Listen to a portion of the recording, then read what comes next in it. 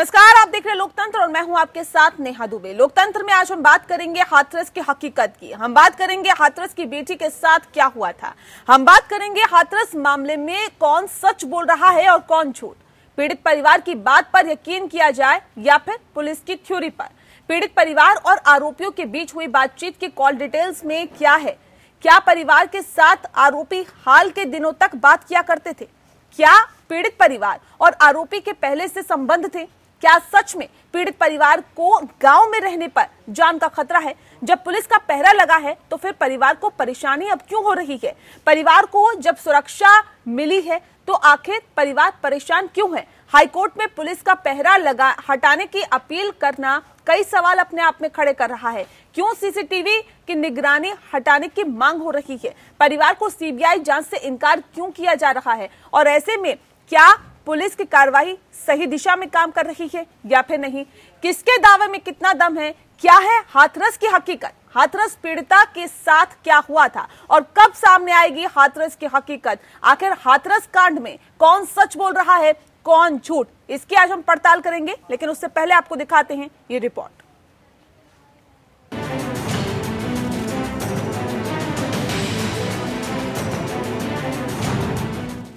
हाथरस कांड पीड़िता के परिवार के इलाहाबाद हाईकोर्ट में दाखिल याचिका पर गुरुवार को वीडियो कॉन्फ्रेंसिंग के जरिए सुनवाई हुई। सुनवाई के बाद कोर्ट ने फैसले को सुरक्षित रख लिया। पीड़ित परिवार की तरफ से बंदी प्रत्यक्षीकरण याचिका दाखिल की गई थी, जिसमें सामाजिक कार्यकर्ता सुरेंद्र कुमार ने अर्जी दाखिल करते हुए कहा था कि पुलिस प्रशासन की बंदिशों के चलते पीड़ित परिवार घर में कैद होकर रह गया है।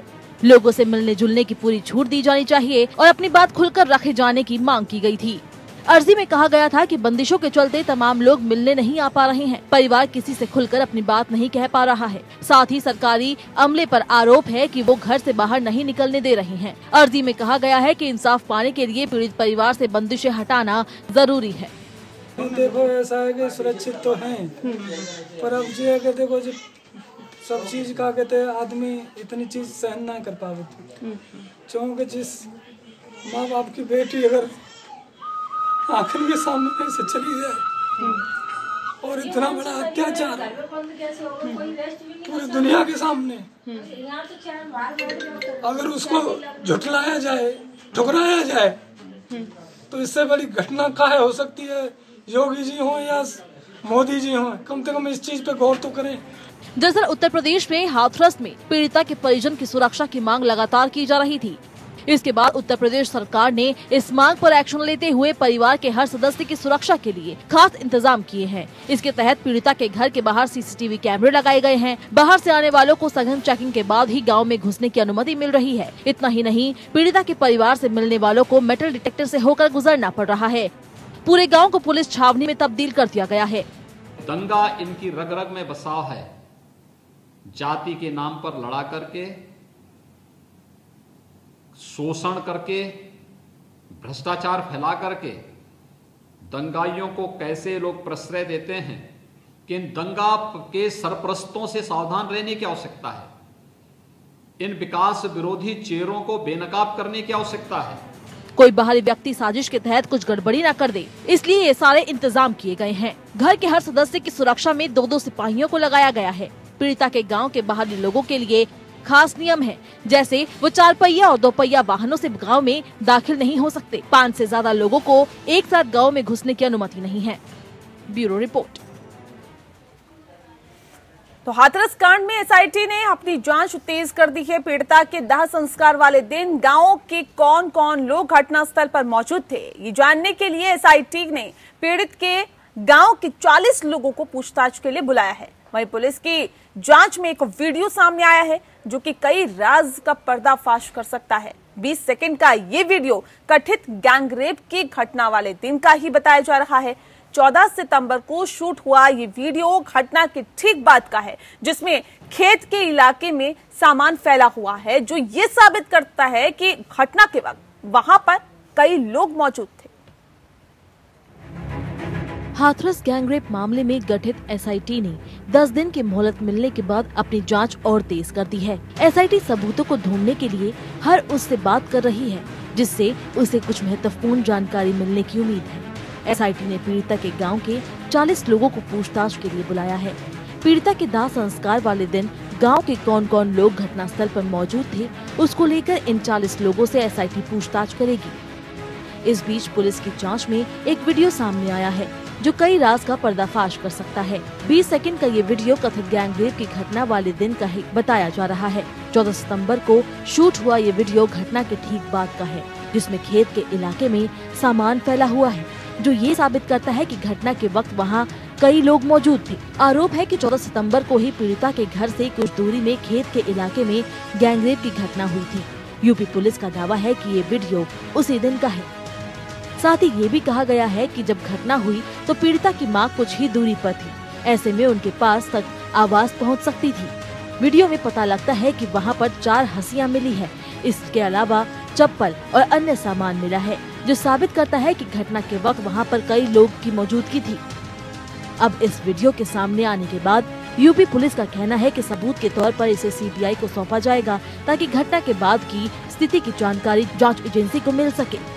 पुलिस के मुताबिक जब घटना हुई तो उसके बाद मौके पर पुलिस को बुलाया गया। जब पुलिस पहली बार घटनास्थल पर पहुंची थी तो उस वक्त ही ये वीडियो शूट किया गया था। गौरतलब है कि हाथरस के गांव में 14 सितंबर को ये घटना हुई थी, जिसके बाद पीड़िता को अस्पताल में भर्ती कराया गया था। यूपी सरकार के मुताबिक शुरुआती दिन में ही गैंगरेप की बात पीड़िता ने नहीं बताई थी। हालांकि कुछ वक्त बाद पीड़िता ने इस बारे में बयान दिया था। उसके बाद पीड़िता को दिल्ली के अस्पताल में शिफ्ट किया गया था, जहां 29 तारीख को उसकी मौत हो गई थी। Bureau report.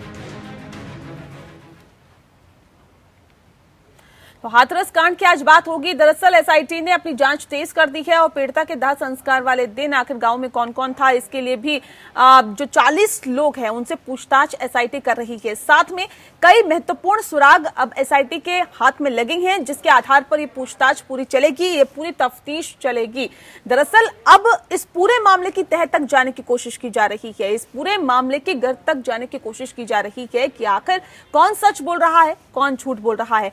क्योंकि ये भी कहा जा रहा है कि पीड़ित परिवार जिनको सुरक्षा दी गई, पहले पीड़ित परिवार ये कहता रहा कि हमें सुरक्षा चाहिए, हमारे जान को खतरा है, और जब उनको सुरक्षा दे दी गई उसके बाद अब उनका ये कहना है कि सीसीटीवी का पहरा हटा दिया जाए, हमें अपने घर से बाहर निकलने दिया जाए। क्योंकि पहले ये कहा गया कि हमारी जान को खतरा है और अब ये कहा जा रहा है कि ये सीसीटीवी का पहरा हटा देना चाहिए, पुलिस प्रशासन को वहां से हटा देना चाहिए। ये किस ओर इशारा करता है? सवाल इस बात को लेकर भी है कि पीड़ित परिवार जब ये कह रहा है कि हम पूरी तरह से पाक साफ हैं, हमारे ऊपर अगर आरोप लगाए जाते हैं तो वो सरासर बेबुनियाद हैं। अगर आप पूरी तरह से पाक साफ हो तो सवाल इस बात को लेकर है कि सीबीआई जांच या फिर किसी भी तरह की जांच सरकार करवा ले, उससे परहेज क्यों? सवाल इस बात को लेकर भी है कि अगर आप बिल्कुल ठीक हैं तो फिर नार्को टेस्ट से भी क्यों दिक्कत है?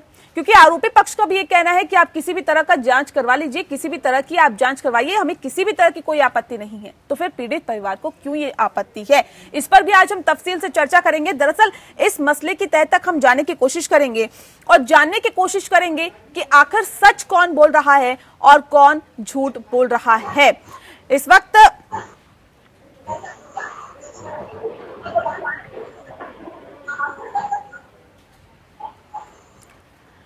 तो हाथरस की हकीकत क्या है, ये एक बड़ा सवाल यहां पर बन गया है, क्योंकि एक के बाद एक परतें खुलती हुई नजर आ रही है, एक के बाद एक जांच में चीजें निकल के सामने आ रही है और ऐसे में जाहिर तौर पे कई सवाल खड़े हो रहे हैं।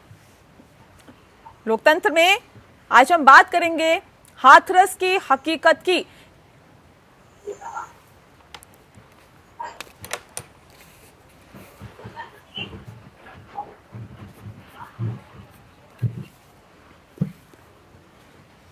और चलिए आज इस पूरे विषय पर हम तफसील से चर्चा करते हैं। हमारे साथ खास मेहमान मौजूद है, उनसे आपका तारुफ करा देते हैं। सीधे हमारे साथ अवधेश उपाध्याय जी जुड़ गए हैं, नेता हैं बीजेपी के।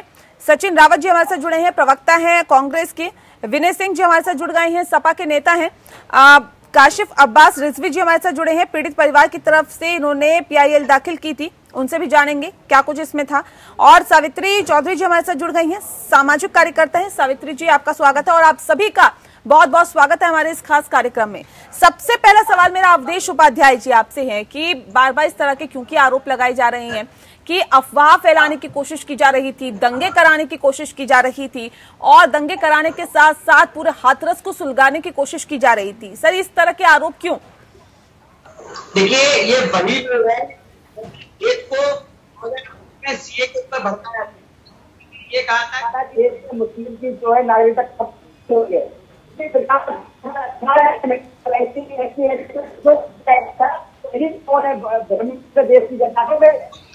खत्म हो रहा है, पूरे देश में आगजनी लगी आगजनी हुई थी, तो आज केस है रिपोर्ट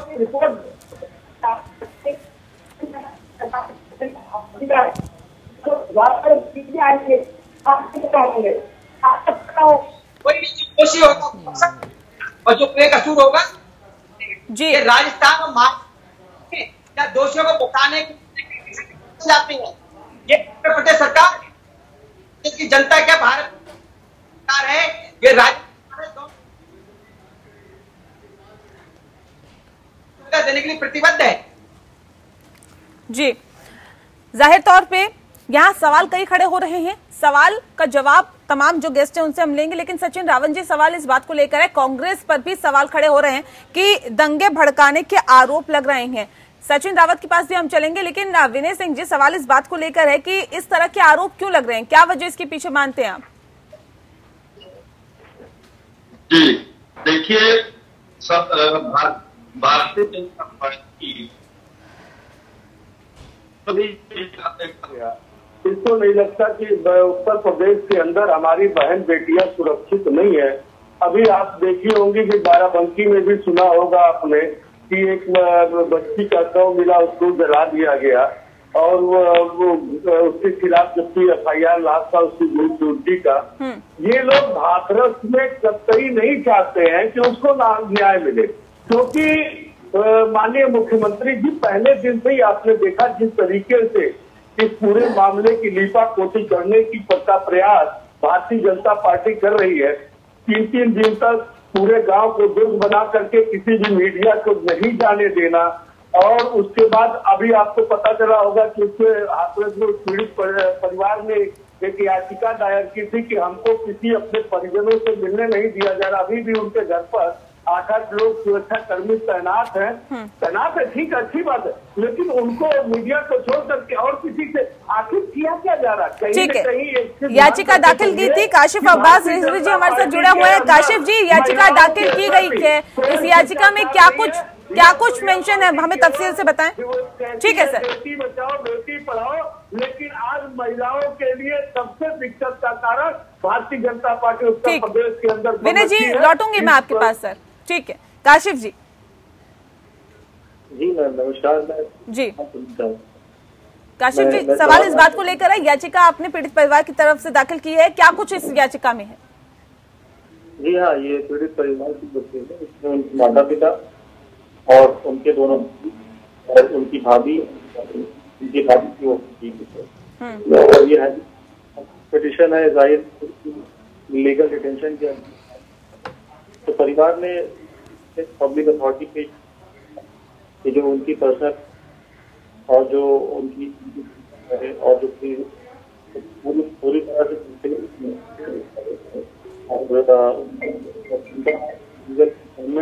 घर में और एक ये है कि अपाइंटमेंट को लिबर्टी दूसरी हमारी ये है हमें दिल्ली जाने की इच्छा थी और उसमें किसी तरह का मीठी एम्बिट पे ये उस परिवार की ओर।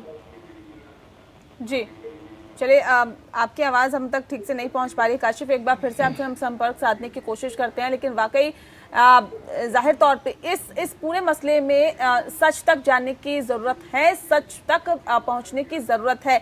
इस सवाल को लेकर एक सचिन रावत जी, सवाल इस बात को लेकर है जो हालात और जो स्थितियां फिलहाल बनी हुई है हाथरस की अगर हम बात करें तो लगातार इस तरह के आरोप लगाए जा रहे हैं क्योंकि दंगा भड़काने की कोशिश की जा रही है। ये आरोप सिर्फ छोटे मोटे नेताओं की तरफ से ही नहीं लगाए जा रहे, ये मुख्यमंत्री खुद कहते हैं कि दंगा भड़काने की कोशिश की जा रही है तमाम राजनीतिक पार्टियों की तरफ से। कैसे देखते हैं इसे?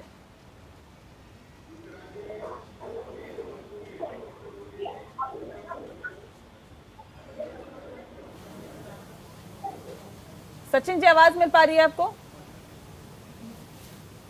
जी नेहा जी। जी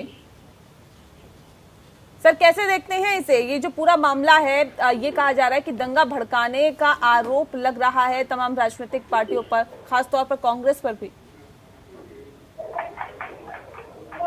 देखिए नेहा जी, मैं कहना चाहता हूं कि हाथरस की घटना को 20 दिन से ज्यादा हो गया है। 8 दिन तक उस बेटी को न्याय नहीं मिला था और रातों रात उसकी जब मृत्यु हुई, रातों रात इनकी सरकार ने उसकी लाश को जला दिया।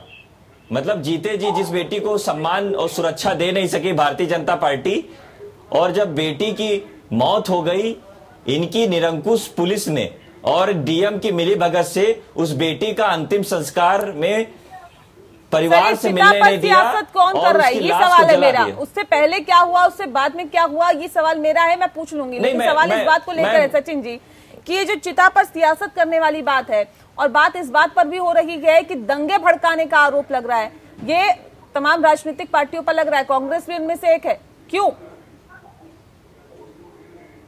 देखिए नेहा जी, दंगे भड़काने की जहां तक बात है, मैं स्पष्ट करना चाहूंगा कि योगी सरकार अपनी नाकामी छुपाने के लिए सिर्फ और सिर्फ एक ये प्रायोजित पिक्चर रची है इन्होंने, जिससे कि इनकी साख बची रहे। आपने देखा कि 14 दिन से ज्यादा 15 दिन हो गए, लेकिन योगी आदित्यनाथ जी का एक भी बयान नहीं आया। अगर हाथरस में इस प्रकार की कोई घटना हुई थी, योगी जी को वहां जाना चाहिए था और पूर्णतः एक्शन लेना चाहिए था, लेकिन नहीं। कहीं ना कहीं पूरा देश उस पीड़िता के साथ में आ गया और पूरे देश की भावना उस परिवार के साथ, पीड़ित परिवार के साथ जुड़ गई। जब वो मामला हाईलाइटेड हुआ तो कहीं ना कहीं इनको मुद्दा भटकाना था। एक दलित बेटी, जो दलित समाज की बेटी थी, क्योंकि इनकी जो सोच है भारतीय जनता पार्टी के, वो दलित विरोधी है कि दलित बेटी को न्याय न मिल जाए। आरोपियों के पक्ष में योगी सरकार खड़ी होकर के, मुखर होकर के आरोपियों को इनकी सरकार बचा रही है। आप ये बताइए, 370D की धारा के तहत उन पर रेप का आरोप लगा और योगी सरकार उनका पक्ष ले रहे हैं। ये किस तरह की इनकी दोगली राजनीति है? जबकि सीबीआई की पेशकश की बात हो गई, 4 दिन से ज्यादा सीबीआई को हो गए, लेकिन सीबीआई की जांच क्यों नहीं हुई? तो कुछ और ही बता रही है। आप कह रहे हैं, कांग्रेस ये कह रही है कि उस लड़की के साथ रेप हुआ है, लेकिन रिपोर्ट्स तो नहीं बता रही है ना सर।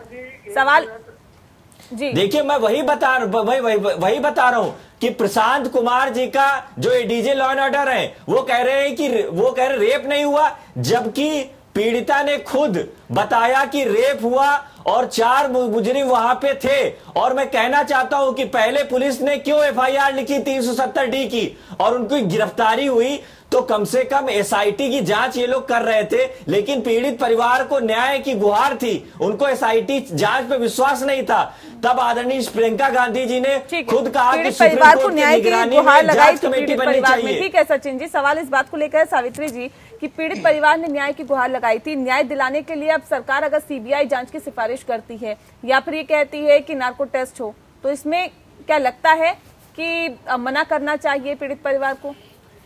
देखिए नेहा जी, आप खुद देख रहे हैं, हम बेस पे काम करते हैं। मैं एक सामाजिक कार्यकर्ता हूं और बेटी बचाओ बेटी पढ़ाओ पे भी मैं काम कर रही हूँ, महिला सशक्तिकरण पे काम कर रही हूँ। हम जो बेस पे देखते हैं ना, देखिए आपने कहीं देखा कि ये केवल राजनीति में जो नेताओं के जो भाषण होते हैं, दलित वर्ड केवल वही सुनाई देता है। उसके अलावा आपने देखा कभी कुंभ के मेले में दलित वर्ड सुना आपने? कभी भोले जी की कंवर आती है उसमें कभी आपने दलित वर्ड सुना? केवल और केवल ये जो राजनीति है वहां पे, केवल दंगे में भी इन्हें जो है बेटी के दर्द में भी दंगा दिखाई दे रहा है, और वो राख पे ये यूपी में को जला देना चाहते हैं बेटी की राख पर। देखिए जिस तरह से आप कह रहे हैं कि पीड़ित परिवार जो है वो सारी जांचों से भाग रहा है, और जो आरोपी है वो कह रहे हैं हमसे किसी भी तरह की जांच करा ली जाए, हमारी जांच कराई जाए, तो वो क्यों भाग रहे हैं? देखिए यहाँ कहीं बहुत झोल है। 3-4 बार जो पीड़ित परिवार ने बयान बदल दिए, जांच होनी बहुत ज्यादा जरूरी है। देखिए 4 लोगों की जिंदगी का सवाल है, 8 लोगों की नौकरी का सवाल है, और जो ये लोग दंगे फैला रहे, जो PFI से जहां मुजफ्फरनगर में दंगे हुए, जो दिल्ली में दंगे हुए, बिल्कुल ये इसको शाहीन बाग की तर्ज पे ही यहाँ हाथरस को जला देना चाहते थे। कौन है ये लोग? और देखिए ये जो है ये कांग्रेस के ये बहुत सारे संगठन है, ये काफी देश विरोधी संगठन वहां मिलकर ये काम कर रहे हैं। हम ये पूछना चाहते हैं, अभी आशिफ जी सुन लीजिए, हम आपके बीच में नहीं बोले, हम आपके बीच में नहीं बोले, आप पहले सुन लीजिए। अभी आशिफ जी ने कहा कि बेटी को रात को जला दिया गया। देखिए, बलरामपुर की बेटी को भी रात में ही जलाया गया था। और ये केस आप राजस्थान की बात कर रहे हैं, तो राजस्थान का केस अगर हाथरस से पहले हुआ था तो बलरामपुर का केस बाद में हुआ था।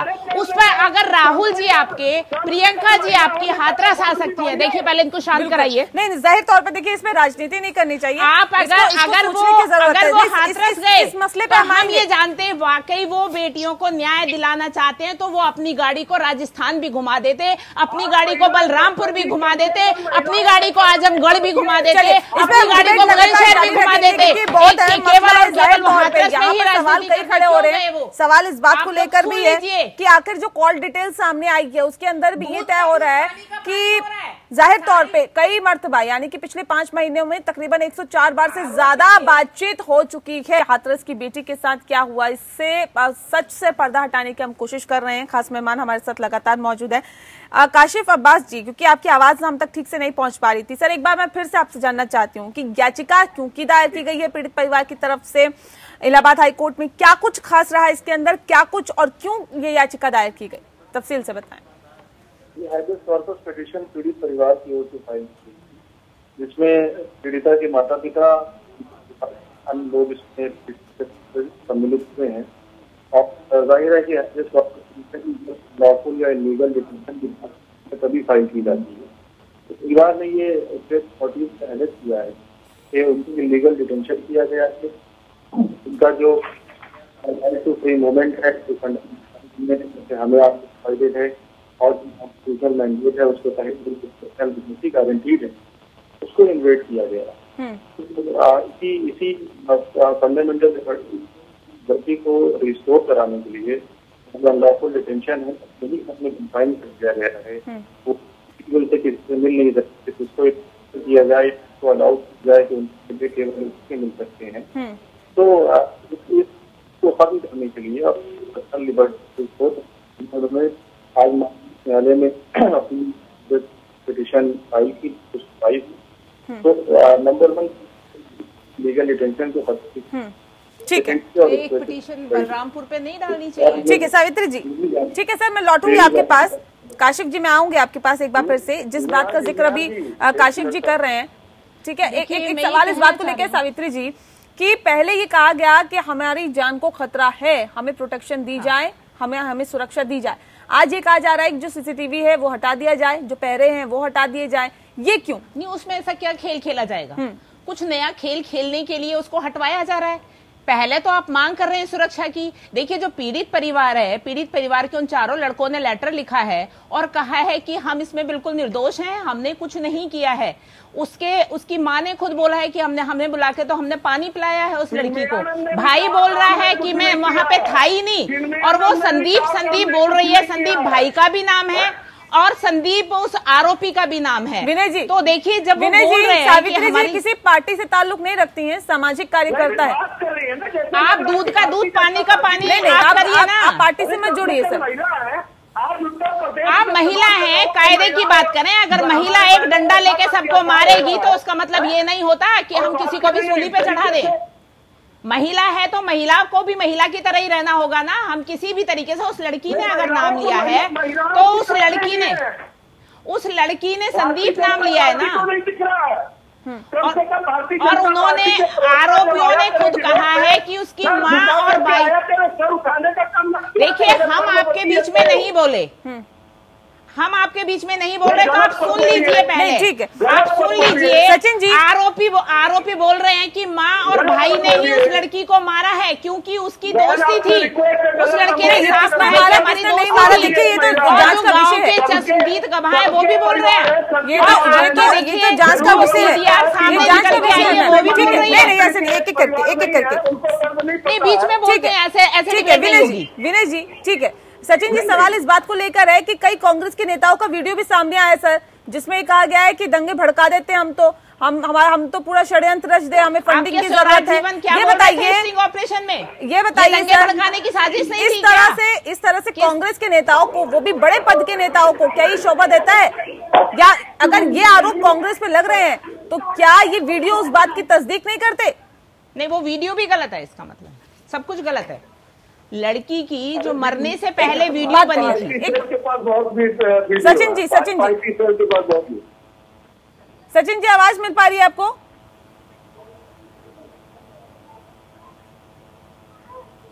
सचिन जी आवाज मिल रही है?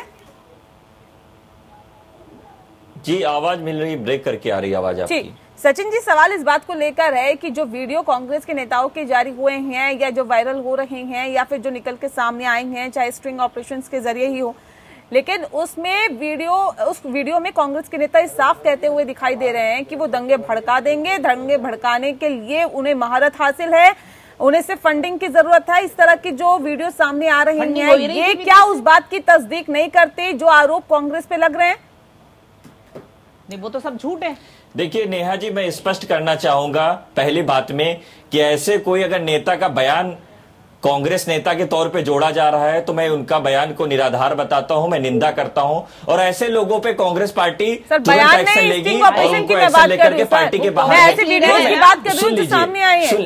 सुन लीजिए नेहा जी, सुन लीजिए नेहा जी, मैं बता रहा हूं कि उनके खिलाफ कार्रवाई होगी। और दूसरी बात, ऐसे बयानों से कांग्रेस पार्टी जो ताल्लुक नहीं रखती है, मैं उसकी निंदा करता हूं।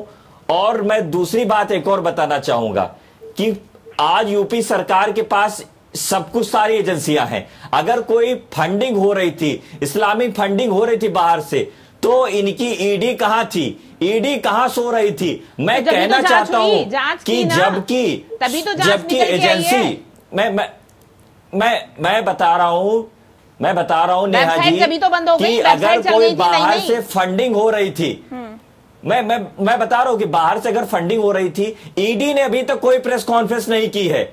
लेकिन योगी सरकार खुद एक एजेंसी बन करके प्रेस कॉन्फ्रेंस करके वो जाहिर करना चाहती है कि बेटी के साथ रेप नहीं हुआ और वो जो दलित बेटी है उसके परिवार के साथ इनकी कोई संवेदना नहीं है। और मैं कहना चाहता हूँ कि वो जो उनके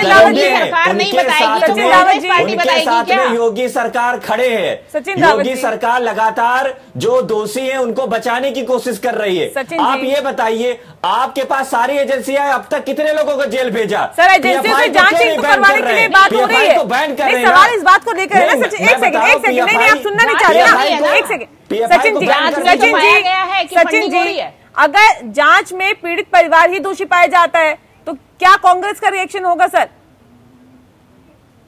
नहीं, मैं बता रहा हूं कि अगर जांच से पीड़िता के पिता ने स्पष्ट कर दिया कि मुझे एसआईटी पे भरोसा नहीं है, सुप्रीम कोर्ट के दायरे में जांच होनी चाहिए। 4 दिन से ज्यादा नेहा जी सीबीआई जांच की सिफारिश हो रही है, लेकिन क्यों नहीं सीबीआई जांच की टीम वहां पहुंची? सुशांत सिंह के केस में 24 घंटे में सीबीआई की टीम पहुंच जाती है, लेकिन एक देश की बेटी जो एक दलित समाज से, उसकी जांच सीबीआई टीम क्यों नहीं अभी तक पहुंची है? यह सबसे बड़ा सवाल है। क्या छुपाना चाहती योगी सरकार? एक विशेष जाति के लोगों को बचा करके क्या बताना चाहती योगी सरकार? ये भी आपको बताना होगा। कम से कम भारतीय जनता पार्टी के नेता बैठे हैं, क्यों दरिंदों को आप सपोर्ट कर रहे हैं? अगर एक पीड़िता की रातों रात जला देते हैं लाश को, क्या समझा जाता है? राजस्थान में तो लाश भी नहीं मिली, वहां तो राख भी नहीं मिली। राजस्थान में राख भी नहीं मिली, सामने आने वहां भी तो आपकी पार्टी है, वहां पे जो आरोपी है वो भी तो आपके विधायक के घर से है। कौन दोषी है कौन नहीं है, ये तो जांच की बात ही सामने आएगा। जांच की बात है ना, राजस्थान की बात क्यों नहीं करते? अवधेश जी, सवाल इस बात को लेकर है, भारतीय जनता पार्टी के प्रवक्ता को नहीं बोलने देंगे, उसकी जगह पर नहीं बोलेंगे। ठीक है अवधेश जी, सवाल इस बात को लेकर है, जो हालात और जो स्थितियां हैं, जो चीजें निकल के सामने आ रही है, हालांकि बात ये बार बार कही जा रही है कि सीबीआई जांच की सिफारिश होगी सर, या फिर सीबीआई जांच होनी चाहिए, कब से सीबीआई जांच शुरू होगी, इस बारे में क्या कुछ कहेंगे आप? ने भी दिखाया है कि जो एसआईटी की जो टीम चल रही है, टीम की जो मतलब जांच चल रही है, उसको भी टाइम दिया गया है और सीबीआई की बात चल रही है, ठीक है। और मैं ये आश्वस्त करता हूँ आपको चैनल के माध्यम से, जो दोषी होंगे उनको सजा दी जाएगी। मैं पूछना चाहता हूँ सचिन जी से, जो बैठे हैं आपके स्टूडियो में, आवाज आ रही है मेरी? नहीं जी।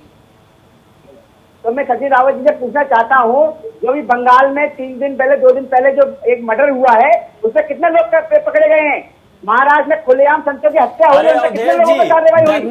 दंगा भड़काने वाले सत्ता में बैठ गए, दंगा भड़काने वाले सत्ता में बैठ गए, दंगा उत्तर प्रदेश में नहीं हो सकता है, क्योंकि आप लोग ही दंगा कराते थे। मुजफ्फरनगर याद है आपको याद है जम्मू कश्मीर में जब केस हुआ, आप लोग कुलदीप सिंह सेंगर के समर्थन में रैली निकलवाते हैं, जो एक रेपिस्ट विधायक था, आप लोग उसके समर्थन में रैली निकलवाते हैं।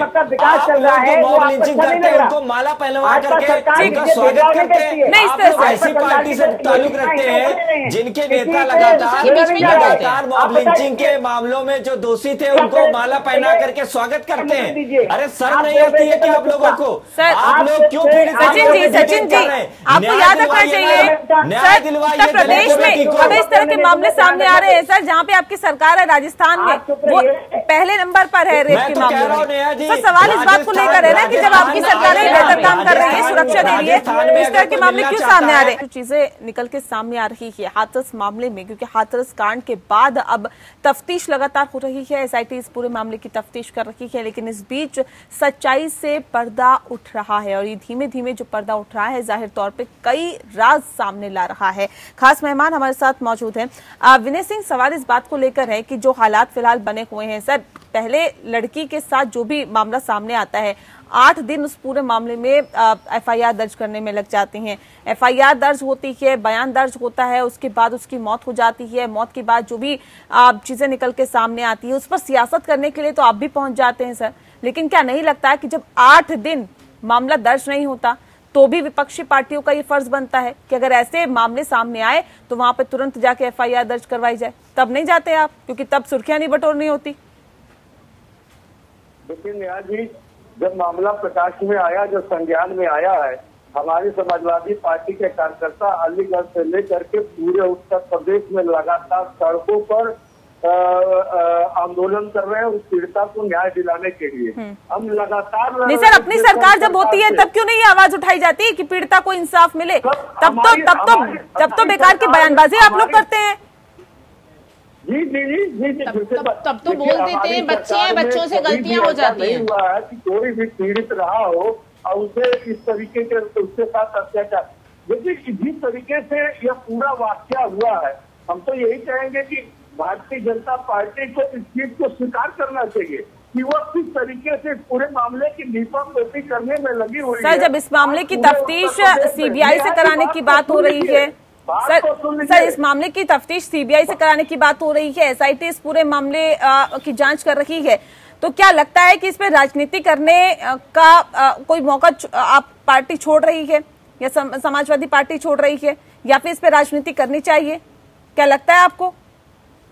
नहीं, समाजवादी पार्टी राजनीति सही नहीं कर रही है। समाजवादी पार्टी लगातार सड़कों पर आंदोलित है कि वो किसी भी तरीके से। सर, क्यों ये आंदोलित है? क्या आपके रहते सरकार में अगर कानून व्यवस्था बेहतर हो जाती तो क्या आज ये स्थिति होती? क्या संपत्ति में नुकसान देना होता है?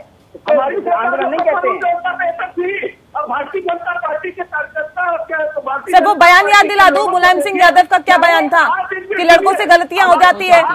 अखिलेश यादव कहते हैं रिपोर्टर से कि आपके साथ तो बलात्कार नहीं हुआ। इस तरह के अगर आप बयानबाजी करते हैं तो क्या आप सड़कों पे उतरते हुए आपको शोभा देता है क्या? हम उसको न्याय दिलाने के लिए संघर्ष कर रहे होते। आप सर्व आती है कि भारतीय जनता पार्टी के लोग आज में टीवी पर अरे आना चाहिए तो सर झुका करके साहब स्वीकार करना चाहिए कि हमारी पार्टी के तरफ से गलती हुई है, माननीय मुख्यमंत्री ने गलती की है, ये स्वीकार करना चाहिए। राज्य स्तर पर बैठने बहन देखिए सुरक्षित नहीं है।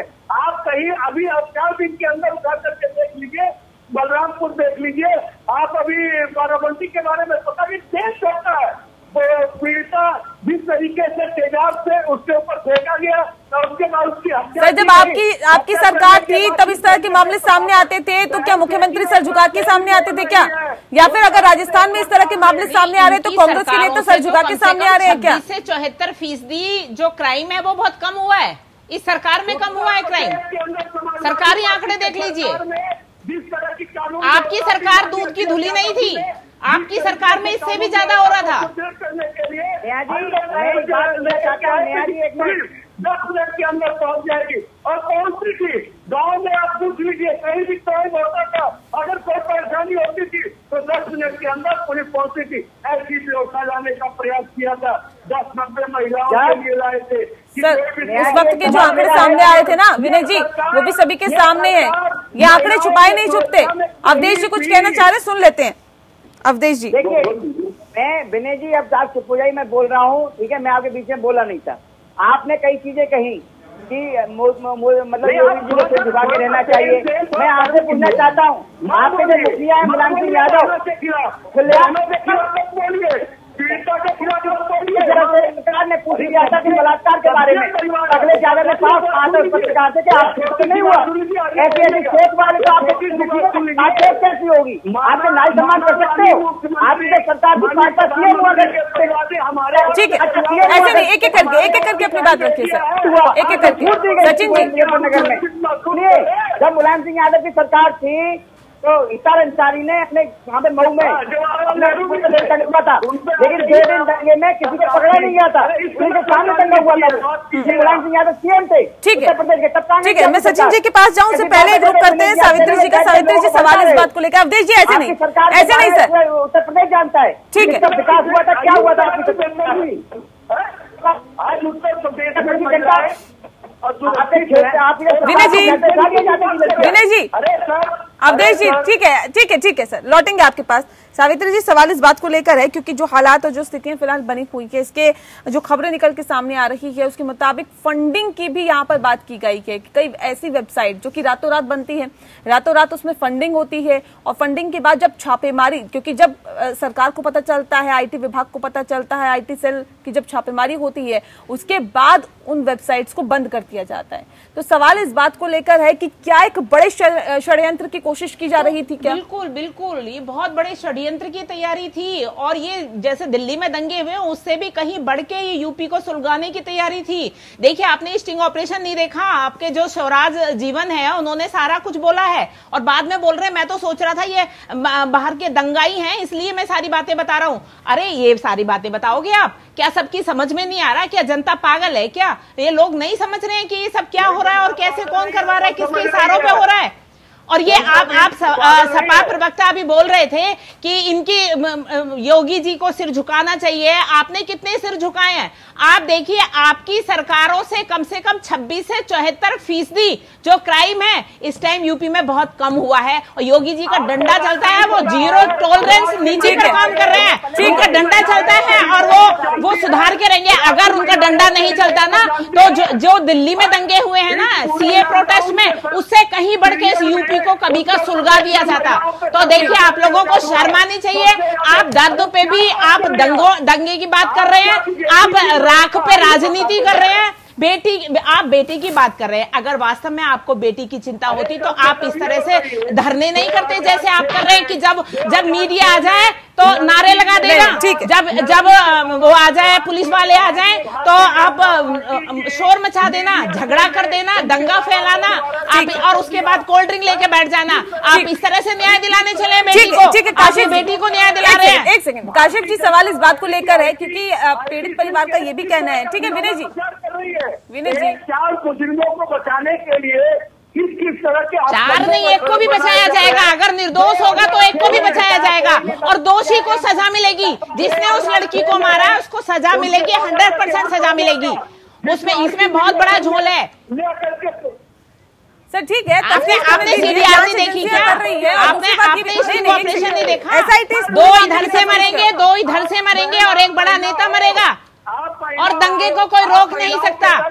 अरे ये देश की भोली भाली जनता को आप लोग पागल बना रहे हो, आप लोग पागल बना रहे हो। सबकी समझ में आ रहा है किस तरह से आप यूपी को सुलगाना चाहते हो। हमारे साथ जुड़े हुए हैं काशिफ अब्बास जी। सवाल इस बात को लेकर है क्योंकि आपने याचिका दाखिल की है सर। सवाल इस बात को लेकर है कि पहले पीड़ित परिवार को ये डर लग रहा था कि हमारी जान को खतरा है, लेकिन जब सरकार की तरफ से सुरक्षा मुहैया कराई गई तो ऐसी में क्या दिक्कत हो गई? अब सुरक्षा में क्या दिक्कत हो गई कि उन्हें लगता है कि ये जो पहरा है वो हटा देना चाहिए? जी देखिए, पहला पेशी हो सकता है कि वो सुरक्षा, लेकिन सिचुएशन जरूर उससे अलग है। तो जो है वो धमकाया जा सकता है, उनको हो सकता है ये कहा जा रहा हो कि अपने स्टैंड के पीछे हट जाए। तो उस कारण से हमारा डायरेक्ट उनसे कम्युनिकेशन है। हमें ऐसे वीडियोज वहाँ से इस तरह से हमसे उन्होंने संपर्क किया है वेबसाइट के जरिए। उसमें ये बताया है कि वो इलीगल डिटेंशन में है और वो अपना वकील नियुक्त करते हैं और हैबेस कॉर्पस पिटीशन माननीय उच्च न्यायालय में फाइल करना चाहते हैं। तो अपने आप में यही बात जो है वो साबित करती है कि सुरक्षा मुहैया करने के बाद भी वो खुद को सुरक्षित नहीं कर रहे हैं। कारण यही है कि जो एक फ्रीडम होती है इंडिविजुअल के पास वो उनसे ले ली गई है। तो इसी संदर्भ में आज यहाँ पे फाइल की गई, इसमें डॉक्यूमेंट अभी सुरक्षित कर लिया गया है, तो किसी भी समय आ सकता है।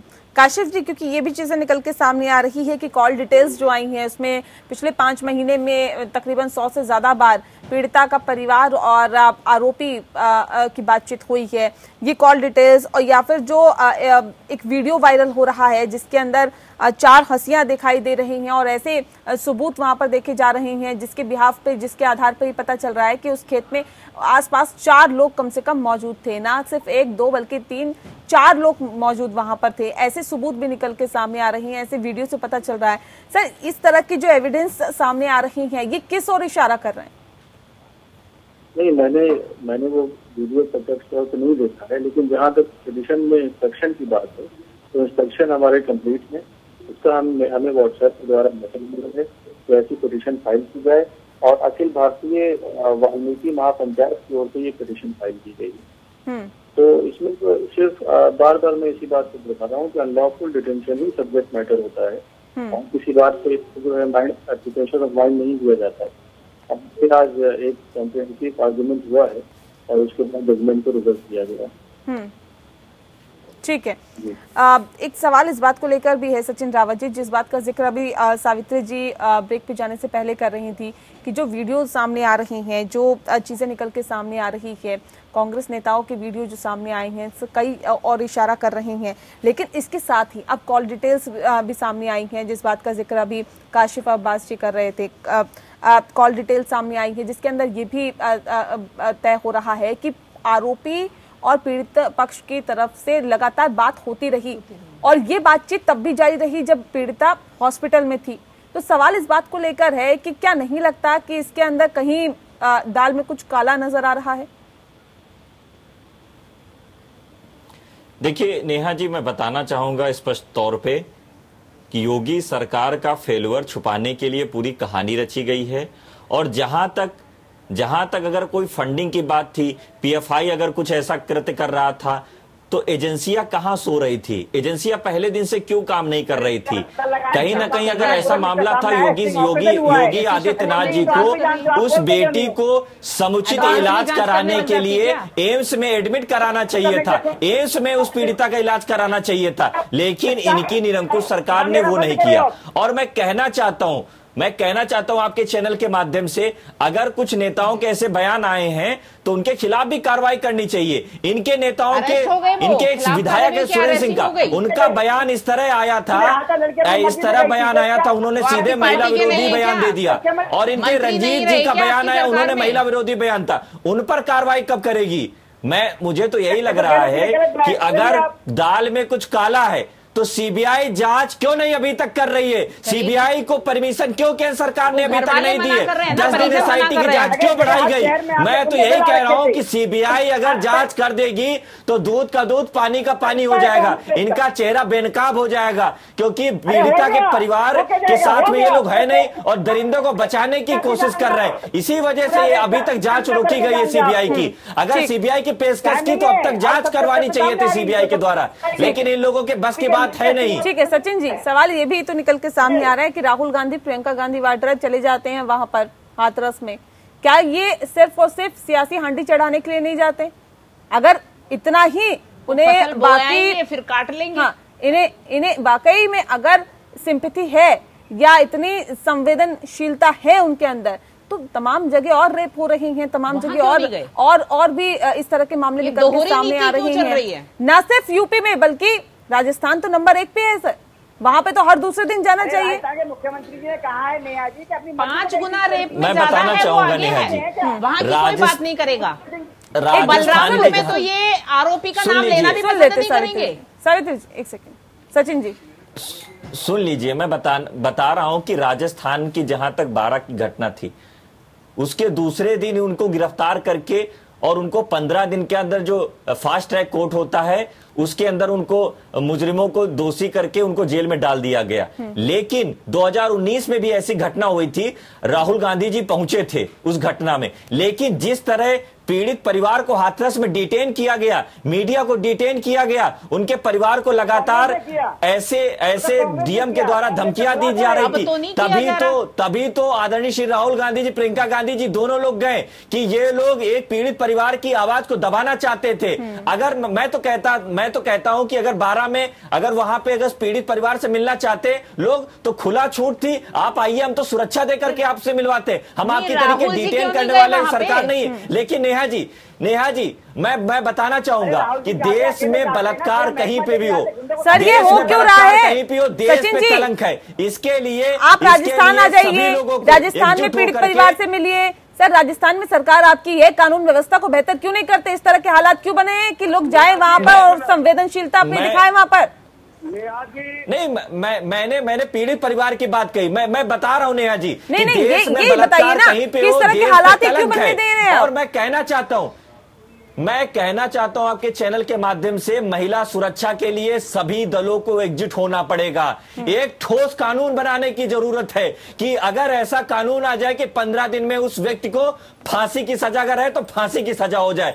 आने वाले समय में ऐसा कानून आ जाए कि अपराधी जो अगर सोचेगा अपराध करने के लिए उनकी रूहें कांप जाए। इसके लिए पक्ष विपक्ष को एकजुट होना पड़ेगा, ऐसा कानून बनाने की जरूरत है। लेकिन मैं कहना चाहता हूं, ये द्वेष भावना से राजनीति क्यों भारतीय जनता पार्टी कर रही है? अगर उस पीड़िता को अगर इलाज करवा देती इनकी सरकार तो बच जाती, लेकिन इनकी निरंकुश सरकार ने उस पीड़ित परिवार को लगातार डिटेन किया, मीडिया को जाने नहीं दिया। अगर कोई नेता मिलना चाहता था तो नहीं जाने दिया, तो कहीं ना कहीं गलत किया उस परिवार के साथ में इन्होंने। चलिए ठीक है, अवधेश जी कुछ कहना चाह रहे हैं, सुन लेते हैं अवधेश जी। ठीक है, मैं बता रहा हूँ आपको, नेहा जी, जिस सरकार का संकल्प होगी सबका साथ सबका विकास की योजनाओं में कोई किसी तरह का भेदभाव नहीं किया गया आज तक। आप बताइए, उज्ज्वला योजना, गैस सिलेंडर, किसी ने कोई सर यहाँ पे उज्ज्वला योजना की बात हो रही है क्या? यहाँ उज्ज्वला योजना की बात हो रही है क्या? लेकिन देश के सही वर्गों के नहीं, यहाँ पे उज्ज्वला योजना की बात हो रही है क्या सर? महिलाओं की महफूजियत की बात हो रही है, महिलाओं की सुरक्षा की बात हो रही है, बात उस हाथरस कांड की हो रही है जिसके ऊपर सवाल खड़े हो रहे हैं। जब कोई किसी प्रकार की योजना, ये चुनावी मंच लग रहा है क्या आपको? ऊंच नीच पे जात पात फैला रहे हैं, ये कोई छपा हुई बस्ता हुई। आज ये दलितों के मसीहा बन रहे हैं। जब लॉकडाउन था नेहा जी, तो इनसे पूछिए कितने दलित घर गए थे, कितने घर, आज ये दलितों के मसीहा बन रहे हैं। उपाध्याय जी किस तरह की बात कर रहे हैं? यहाँ बताइए ना, आप दलितों का घर आज आप राजनीति कर रहे हो एक दलित बेटी पर।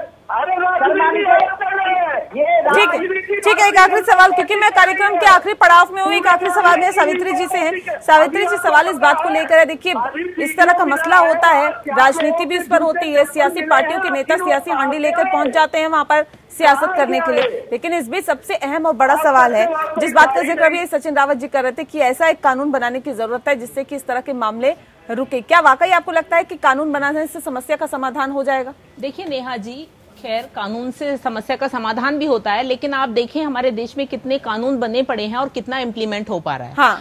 देखिए इसके लिए कहीं ना कहीं हम और हमारा समाज भी जिम्मेदार है।